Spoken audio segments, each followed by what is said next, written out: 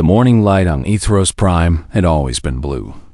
For thousands of years, the crystal spires of the great cities had caught the twin suns and turned their rays into beautiful blue beams that danced across the sky. But today, the light was red.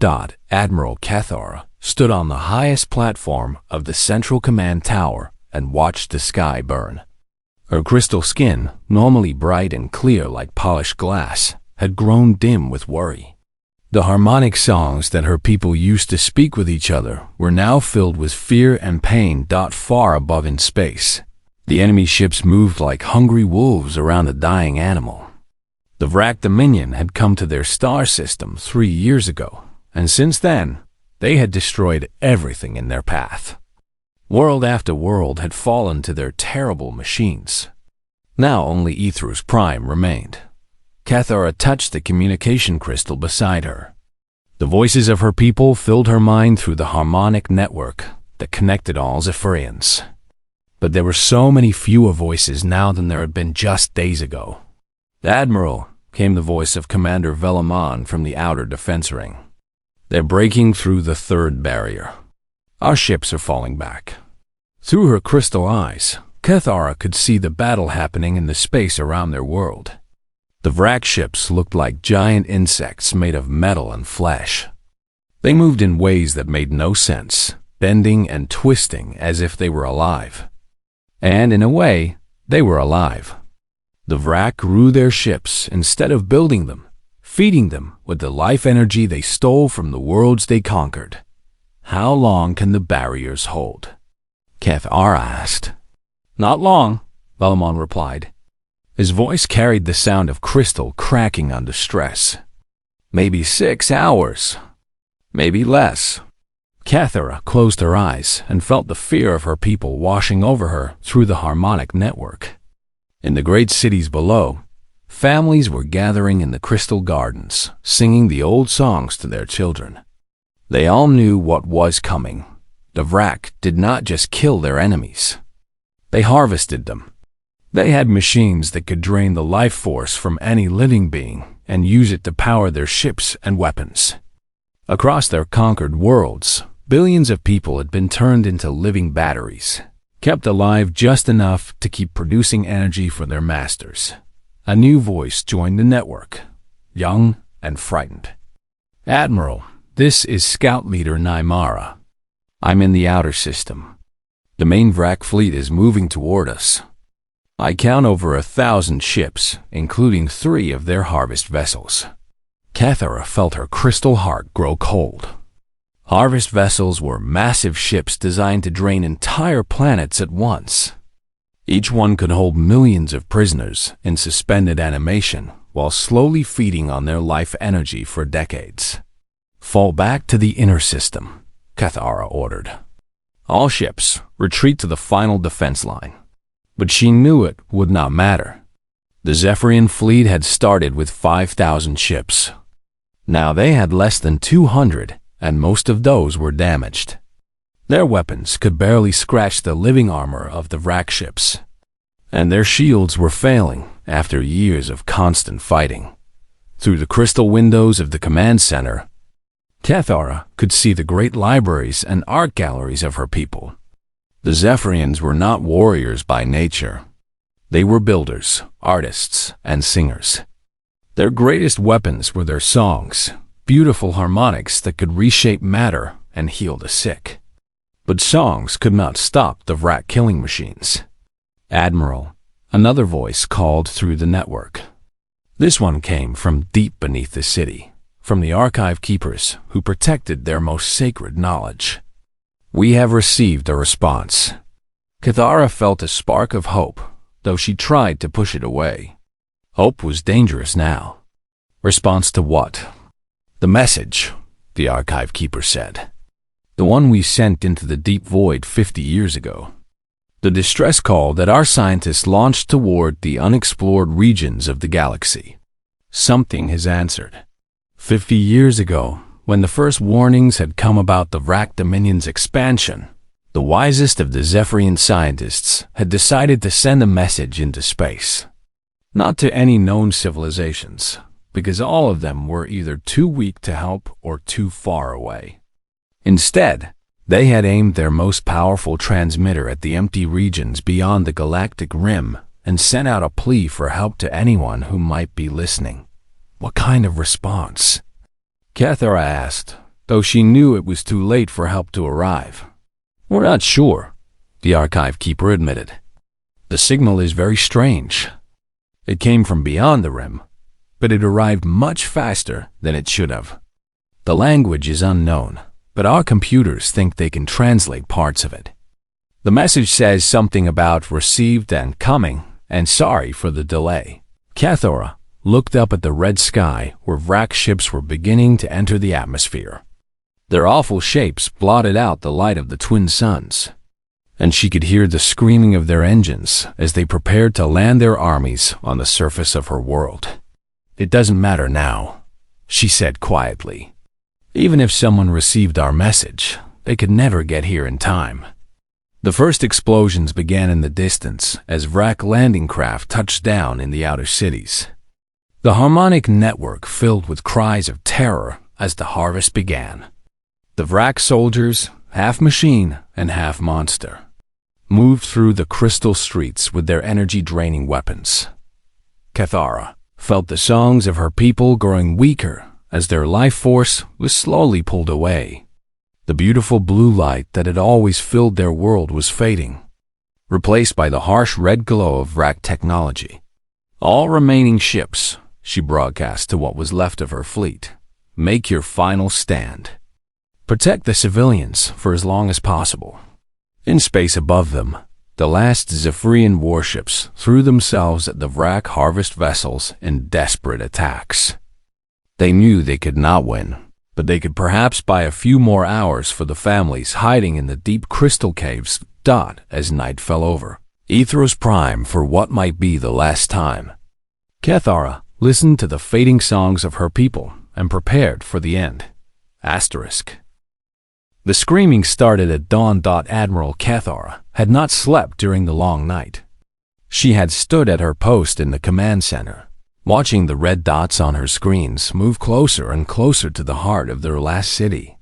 Each dot represented a Vrak war machine, and there were thousands of them spreading across the surface of Ethros Prime like a disease. Admiral, Commander Velamon's voice came through the harmonic network, but it was weaker now, filled with pain. They've broken through the crystal barriers around Sector 7. The civilians there, they're gone.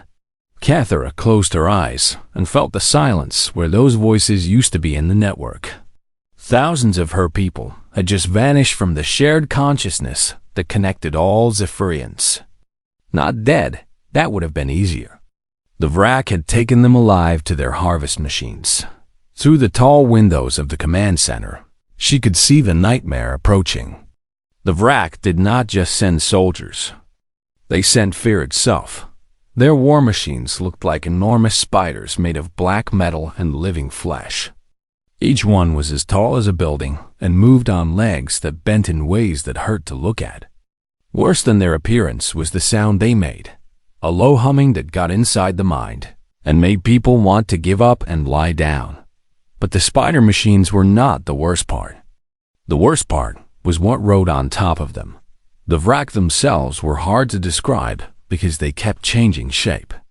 Sometimes they looked like tall, thin people wearing armor made of bones. Sometimes they looked like shadows with too many eyes. Sometimes they looked like nothing at all, just empty spaces where something should be. Status report from all sectors, Cathara called out, though she already knew what the answers would be. Sector 1 has fallen, came the reply from Captain Zarala, her voice tight with grief. Sector 2 is under attack. Sectors 3 and 4 have gone silent. What about the civilian shelters? The deep caves are still secure, but the Vrak are getting closer. Their harvest machines are drilling down through the crystal foundations of the city. Cathara turned to look at the great crystal in the center of the command room. It was the heart of Ethros, a massive gem that had powered their civilization for thousands of years. but now its light was dim and flickering. The wrack machines were slowly draining its energy, just as they drained everything else. A new alarm started ringing, different from the others. This one was deeper, more urgent. "Admiral!" The voice belonged to Lieutenant Pexandra from the Orbital Defense Station. "Something's happening in the upper atmosphere. The wrack mothership is descending." Kethara felt her crystal heart skip a beat. The wrack mothership was a monster beyond imagination. It was large enough to hold an entire moon inside it, and it was alive in the same awful way that all wrack technology was alive. The ship was covered in what looked like skin, and that skin was covered in mouths that never stopped screaming. "How long until it reaches the surface?" Kethara asked. 15 minutes, maybe 20. "Admiral, when that thing touches down, it's over. It will drain every living thing on the planet in a matter of hours." Kethara nodded slowly. She had known this moment would come, but knowing it and facing it were two different things.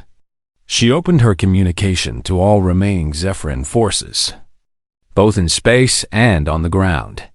"All soldiers, all civilians," she began, her voice carrying through the harmonic network to every crystal-born mind that still lived. "This is Admiral Kethara. The end has come. The mothership descends, and we have no power left to stop it." She paused, listening to the silence that followed her words. Even the sounds of battle seemed to grow quiet. "But we are not animals to be harvested without a fight. We are Zephyrians. We are the singers of crystal, the shapers of light, the children of harmony. If we must die, let us die with our songs on our lips and our light shining bright." Around the planet, the remaining Zephyrian warriors began to sing, not the gentle songs of peace and healing that their people were known for, but the old war songs from the ancient times when they had fought against the chaos of nature itself. The crystal spires of their cities began to glow brighter as the harmonic energy flowed through them. It was beautiful. And it was hopeless. The wrack mothership continued to descend, its terrible bulk blocking out the sky.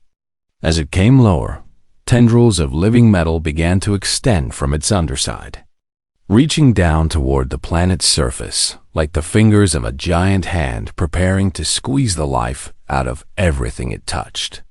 "Admiral," came a quiet voice from the deep archives beneath the city. "The signal we detected yesterday, it's gotten stronger. Much stronger. And there's something else. What is it?" Kethara asked, though she did not really care anymore. Nothing could help them now. "Space is changing.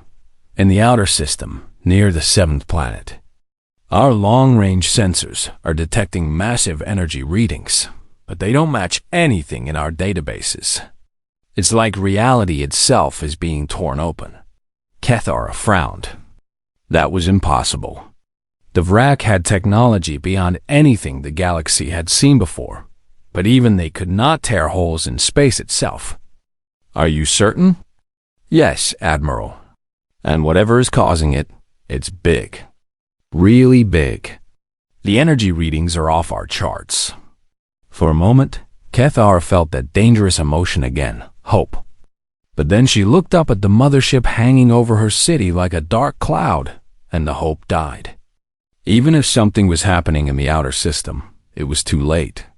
The harvest would begin in minutes. The wrack ground forces had reached the outer edges of the capital city now. Their spider machines climbed over the crystal buildings like insects, their metal legs scratching long scars in the beautiful walls. Behind them came the harvest teams, groups of wrack soldiers, carrying the terrible devices that would drain the life from anyone they touched. In the underground shelters, families held each other close and sang the death songs of their ancestors. Parents told their children that they would see them again in the crystal gardens beyond the stars, though they did not really believe it themselves. "Admiral," Commander Velamon called out one last time. "All surface defenses have failed. The wrack are at the gates of the command center." We have maybe 5 minutes before they break through. Cathara looked around the crystal chamber that had been her command post for so many years. Soon the Vrak would be here, and they would take her to their machines, and her voice would join the endless screaming that powered their ships. "All stations," she said into the network. "This is the end. Thank you all for your service. Thank you for your songs. May the crystal light guide us all to." Her words were cut off as alarms began screaming throughout the command center. But these were not Vrak alarms.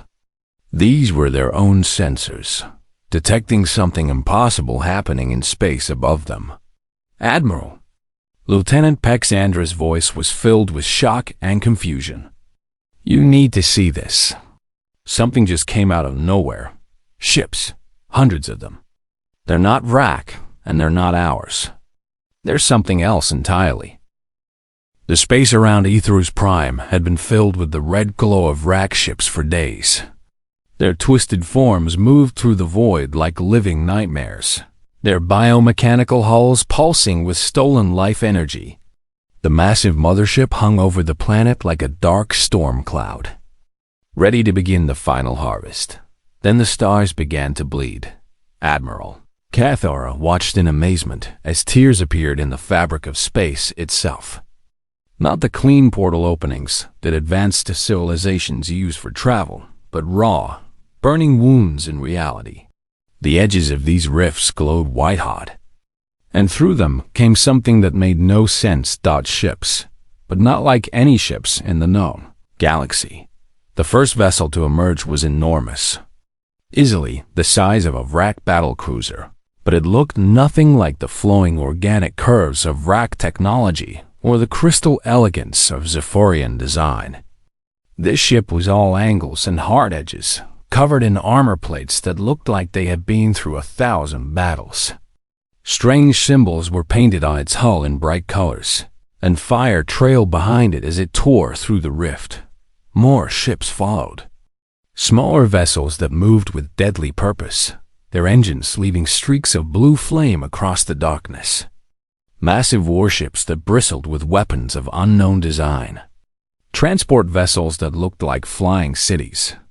And fighters, so many fighters that they looked like a swarm of angry metal insects.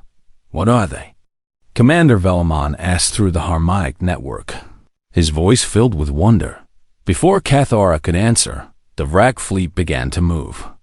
The alien invaders had noticed the new arrivals, and they were not pleased. The organic ships turned toward the newcomers like predators sensing fresh prey. Energy weapons began to charge with a sound like screaming wind, but the unknown fleet was already moving into formation. Cathara had been a military officer for most of her life, and she had studied the tactics of every known spacefaring species. But what she saw now was unlike anything in her experience. The new ships moved with a precision that was almost mechanical. Yet there was something wild and unpredictable about their formation. The largest vessel, the one that had come through first, moved to the front of the formation. As it did, a signal cut through every communication channel at once. It was so powerful that it overrode even the Vrak's scrambling systems and reached every receiver on the planet. The voice that spoke was strange, rough, and musical at the same time, with an accent unlike anything Cathara had ever heard. But somehow, impossibly, it spoke perfect Zephyrian. "Attention Vrak forces," the voice said. And there was something in it that made even the crystal spires of the city below seem to vibrate in response. "This is Admiral Chun of the Terran Federation 4th Fleet. You are ordered to withdraw from this system immediately." Terran. Cathara had never heard that word before, but somehow she understood what it meant. Earth. These ships came from Earth. The Vrak response was immediate and violent. The mothership launched a wave of energy that could have destroyed a moon, aimed directly at the Lid Terran vessel. The attack was so powerful that it lit up space like a second sun. When the light faded, the human ship was still there. Not only was it undamaged, but it seemed to have grown brighter. as if the Vrak energy had somehow made it stronger. "I guess that's a no?"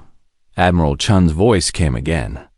And now Kethera could hear something in it that made her crystal skin prickle with recognition. It was the sound of controlled fury.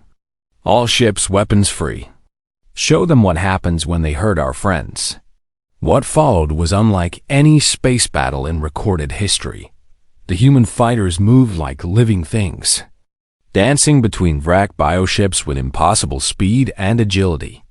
Their weapons left trails of fire that burned through the organic armor as if it were paper. But it was not just their technology that was impressive. It was the way they fought, where other species would have used careful tactics and planned maneuvers. The humans fought with what could only be called controlled chaos.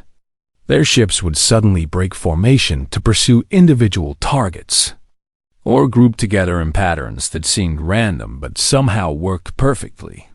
A Vrak harvester ship, one of the massive vessels used to drain entire planets, found itself surrounded by a dozen human cruisers. The alien vessel tried to defend itself with its fear-projecting weapons, but the humans seemed completely immune to the psychological attacks that had broken the minds of countless other species. Instead, the human ships began to ram the harvester from all sides at once, their captains laughing over the open communication channels as they drove their vessels into the living hull of the enemy ship. The harvester, which had survived attacks from entire fleets, was torn apart in minutes. "Impossible," Commander Velamon whispered through the network. "How are they doing this?" Kethera watched as a single human fighter craft, no bigger than a Zephyrian scout ship, somehow managed to outmaneuver 3 Vrak interceptors at once. The pilot was apparently using pure instinct to predict where the bioships would move next, dodging attacks by margins so small that the sensors could barely measure them. "They're reading the enemy," she realized aloud. Somehow, they can predict what the Vrak will do before the Vrak themselves know. But even more impressive than their fighting ability was their obvious determination. Kethera had studied records of the Vrak expansion across dozens of star systems, and in every case, the defending forces had eventually broken and fled when faced with the aliens. Superior technology and psychological weapons. The humans did not break. When their ships were damaged, they kept fighting. When they were outnumbered, they fought harder. When a human cruiser lost its engines and began drifting helplessly toward a Vrak dreadnought, the crew set off their own reactors and turned their ship into a massive bomb rather than allow themselves to be captured. The Vrak, for the first time since beginning their expansion centuries ago, found themselves facing an enemy that refused to be afraid. The tide of battle turned when the human flagship, the massive vessel that Admiral Chun commanded, engaged the Vrak mothership directly. The two giants circled each other like ancient sea monsters, trading blows that lit up half the solar system. But while the mothership was larger and had more raw power, the human ship was faster and seemed to anticipate every attack. Its weapons carved deep wounds in the organic hull of the alien vessel, and with each hit, the mothership's own screaming grew louder and more desperate. "This is Admiral Chun to all Zephyrian forces." The human commander's voice rang out across the harmonic network. "We've got your backs. Hold on down there. We're almost finished cleaning house." Kethera felt something she had not felt in years, the warmth of hope spreading through her crystal heart. Around her, the other officers were beginning to stand straighter, their own crystal forms brightening as they watched the impossible battle raging above them. On the surface of the planet, the Vrak ground forces had stopped their advance and were looking up at the sky with what might have been confusion or fear. Their spider machines were making new sounds now, high-pitched wails that spoke of panic rather than confidence. The mothership, wounded and bleeding atmosphere from a dozen breaches in its hull, began to pull back from the planet. Its escort vessels, what was left of them, formed a protective formation around it as the entire Vrak fleet prepared to withdraw. But Admiral Chun was not finished with them yet. Asterisk. Admiral Cathara had seen many battles in her long life, but she had never seen anything like what the humans called getting serious. The Vrak mothership was trying to escape, limping away from Ethros Prime with its escort fleet forming a protective shell around it. Any other species would have let them go. The immediate threat was over, and pursuing a wounded but still dangerous enemy was foolish. The humans had different ideas. All fighters. This is Admiral Chun. The human commander's voice rang out across space. Form up for pursuit. We're going hunting. What followed made Cathara understand that everything she had seen so far was just the humans being careful. Now they were angry.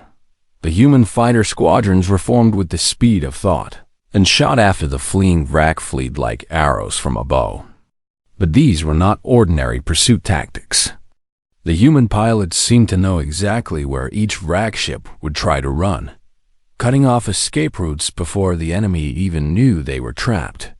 How do they know?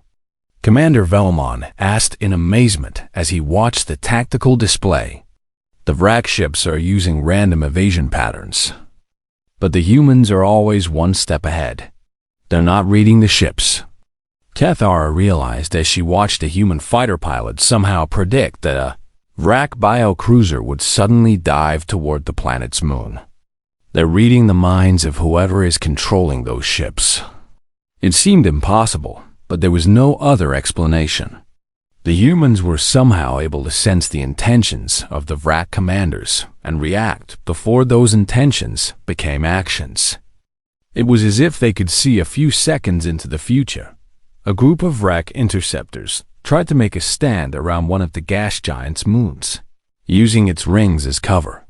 The human fighters responded by diving straight into the debris field and using the rocks and ice as weapons, somehow managing to ram asteroid fragments into the enemy ships with pinpoint accuracy.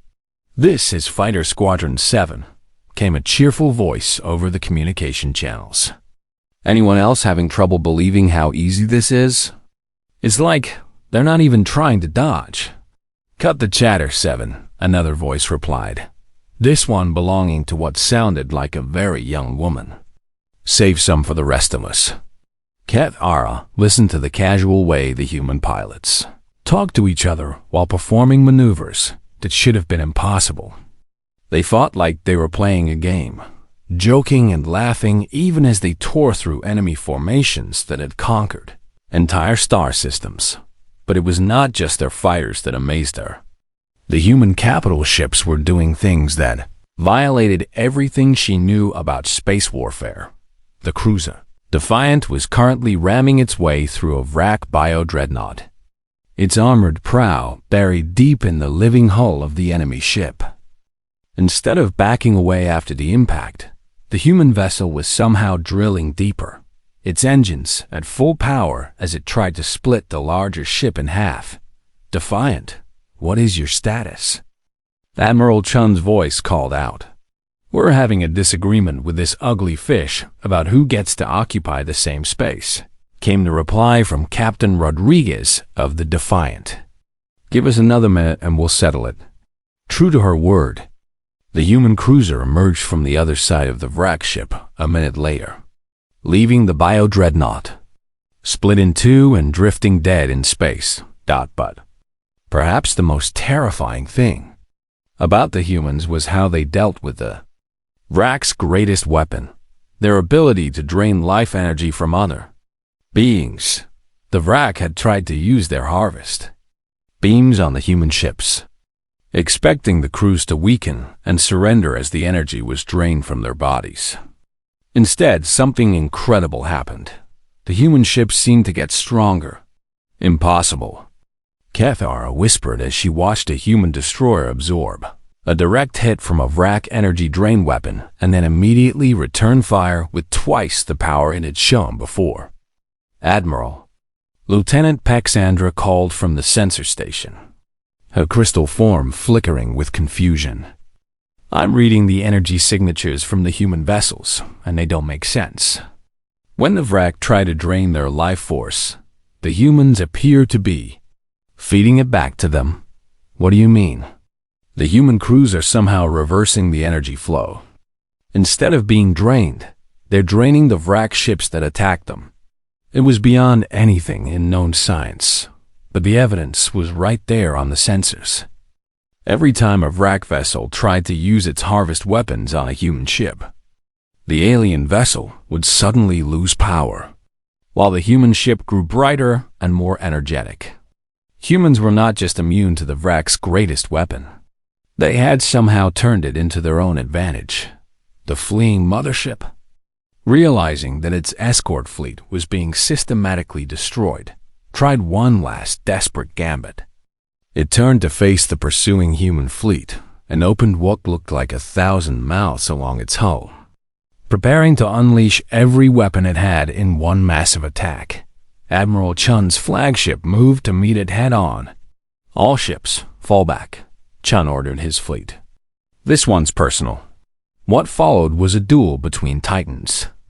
The Vrak mothership fired everything it had: energy beams that could crack planets, biomissiles that twisted space itself, and psionic attacks that should have driven any thinking being insane with fear. The human flagship took it all and kept coming. Its return fire was different from anything Kethara had seen before.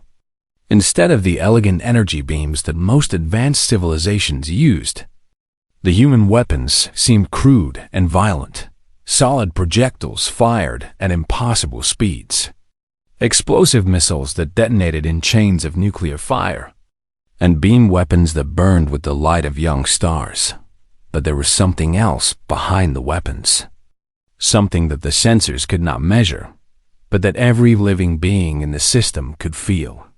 It was will, pure, undiluted determination that refused to accept defeat no matter what the odds. The mothership, which had harvested the life force of billions of beings across dozens of worlds, found itself facing something it had never encountered before: a species that grew stronger in the face of adversity rather than weaker. "You want to know what humans are?" Admiral Chun's voice rang out across all frequencies as his ship closed the final distance to the mothership. "We're the species that looked at an entire galaxy full of things trying to kill us and decided to make friends with the ones worth saving." The flagship rammed into the mothership at full speed, its reinforced prow punching through the organic armor like a spear through flesh. The two ships locked together, spinning end over end as they exchanged point-blank fire. "We're the ones who heard your call for help 50 years ago and spent every day since then building the ships to come save you," Chun continued, his voice somehow remaining calm even as explosions rocked both vessels. "We're the ones who will cross the galaxy to fight monsters we've never seen before, just because someone asked us to." The mothership began to break apart, its biomechanical systems finally overwhelmed by the sustained damage. But instead of exploding like a normal ship, it seemed to deflate like a balloon losing air. The stolen life force that had powered it for so long began to leak out into space, returning to the void where it belonged.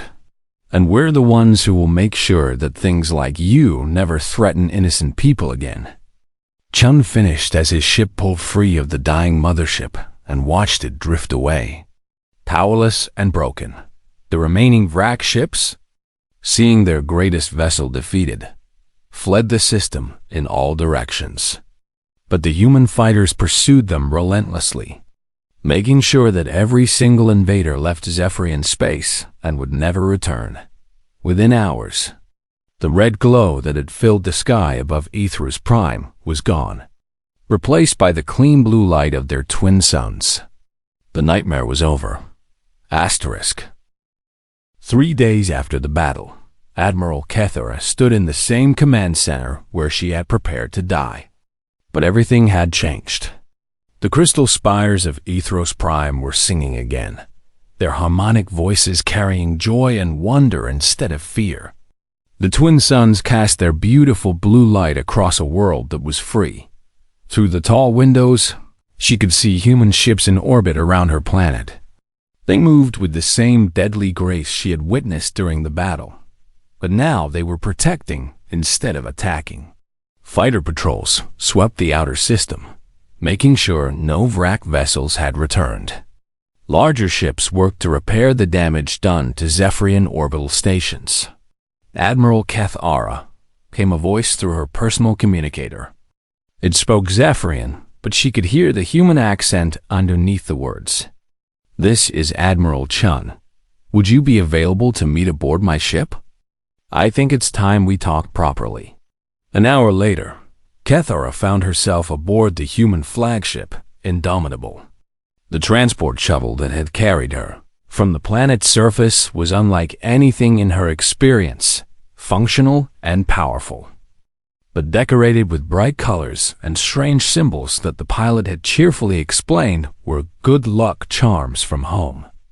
The interior of the human ship was just as surprising as its exterior, where Zephyrian vessels were built from living crystal that grew into beautiful, flowing shapes. The human ship was made of metal and composite materials, arranged in straight lines and sharp angles. But there was something comforting about its solid, permanent feel. The corridors were filled with humans of all different shapes and sizes, their skin ranging from pale white to deep brown, their hair every color could imagine. They moved with quick efficiency, but she noticed that many of them stopped to nod respectfully as she passed.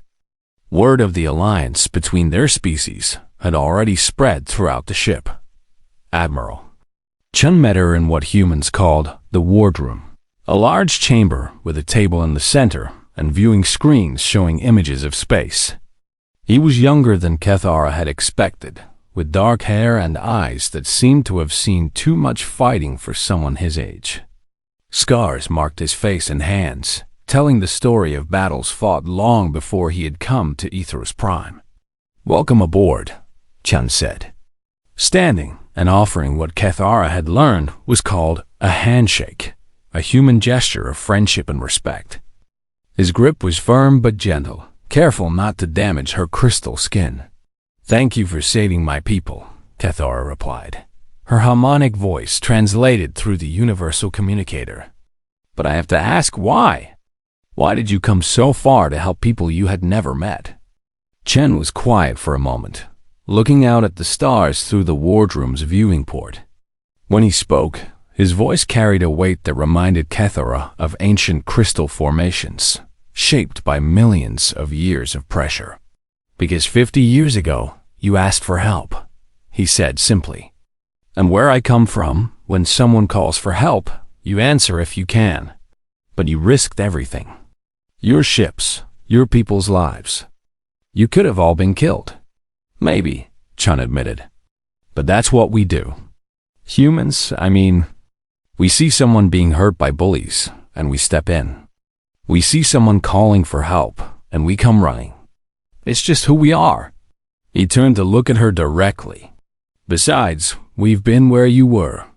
Not the same situation exactly, but let's just say we know what it's like when no one comes to help. We decided a long time ago that we never wanted anyone else to feel that way." Kethara studied the human admiral's face, trying to understand the emotions she saw there. There was sadness, but also determination. And something else, a kind of protective anger that she recognized from the battle above her world. "What happens now?" she asked. Chun smiled, and the expression transformed his scarred features. "Now we make sure this never happens to anyone else. We're setting up a permanent station in this system. Small, just enough to keep an eye on things. If the Vrak or anyone like them come back, we'll be ready. And in return?" "Nothing," Chun said, and Kethara's crystal form flickered with surprise. "We don't want territory or resources or tribute. We just want to make sure you're safe." "I don't understand." "Every species in the galaxy takes payment for military protection." "We're not every species," Chun replied. "We're humans. And humans protect their friends because they're friends, not because it profits us." Over the following weeks, Cathara learned more about the strange species that had saved her world. The humans had come from a small planet on the edge of the galaxy, a world that had been attacked and nearly destroyed by invaders long ago. But instead of breaking them, the experience had forged them into something unique.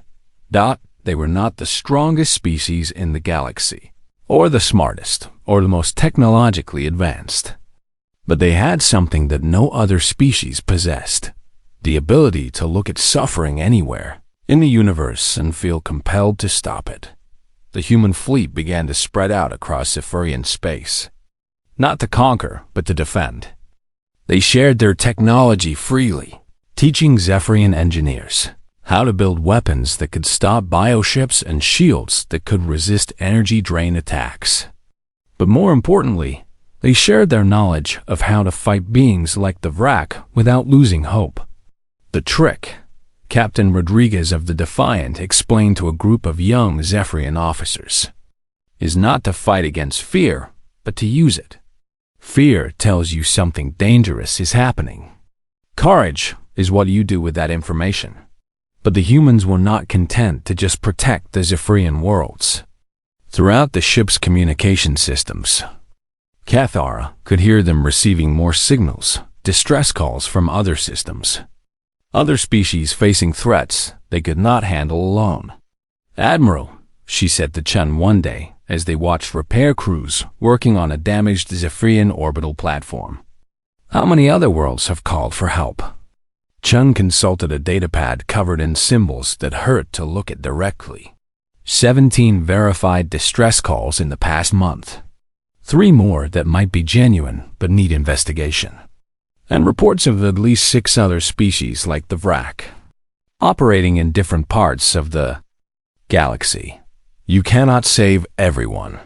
Chun looked at her with that same protective expression she had seen during the battle. "Maybe not everyone," he said, "but we can try. And every world we save is one more place where children can grow up without fear." As the weeks passed, Cathara watched the humans prepare to leave. Not all of them. A small garrison would remain to guard the system, as Chen had promised. But the main fleet was needed elsewhere, called by voices crying out from across the galaxy. On the day of their departure, the entire population of Aetheros Prime gathered in the Crystal Gardens to sing the humans away. It was a new song, one that combined the traditional Zephyrian harmonics with the chaotic, beautiful noise of human engines. The younglings had composed it themselves, wanting to honor the strange warriors who had saved their world. Standing beside Admiral Chun on the observation deck of his flagship, Cathara listened to the song and felt something she had never experienced before: the sound of 2 completely different species singing together in perfect harmony. "We will remember," she told him as the human ships prepared to enter their portal technology and jump to the next crisis. "Whatever happens in the years to come, we will remember that when our hope was gone, fighters fell from the sky to save us." Chun nodded, his scarred face serious. "And we'll remember that somewhere out there are people who sing to the stars and build cities of living light. People worth fighting for." The human fleet departed in the same way it had arrived, tearing holes in space itself and disappearing into the void. But they left behind more than just defensive installations and new technology. They left behind the knowledge that somewhere in the galaxy were beings who would cross any distance and fight any enemy, just because someone needed help. In the months that followed, as news of the human intervention spread across the known worlds, other species began to understand that something fundamental had changed in the galaxy. There were now guardians among the stars, strange, violent, beautiful creatures who appointed themselves protectors of anyone too weak to protect themselves. And in the deep archives of Aetheros Prime, the Crystal Singers began to compose new songs about the day hope returned from the sky, carried on wings of fire by the children of a distant world called Earth. ****